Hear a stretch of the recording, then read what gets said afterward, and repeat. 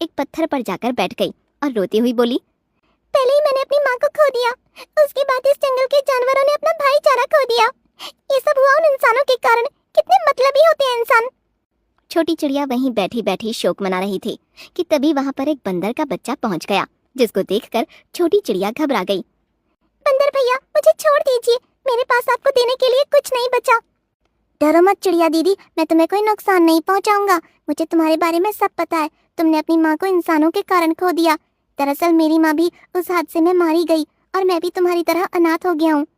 और इसी तरह दोनों अपना दुख बांटने लगे।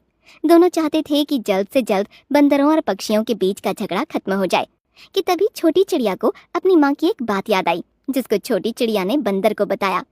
बंदर भैया, मेरी माँ ने मुझे एक बार बताया था, उन्हें एक पेड़ ने खुश होकर एक जादुई आम की गुठली दी थी।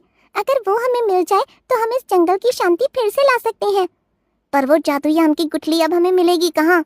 माँ ने उसका इस्तेमाल सही समय में करने को कहा था और ये कहकर माँ ने उसे यहाँ से थोड़ी दूर एक बड़े पत्थर के नीचे गाड़ दिया था। दोनों जादुई गुठली की तलाश में उस बड़े पत्थर तक पहुँचे। हम यहाँ तक पहुँच तो गए, लेकिन यहाँ की खुदाई करने में हम दोनों ही सक्षम नहीं है। अब हम क्या करेंगे?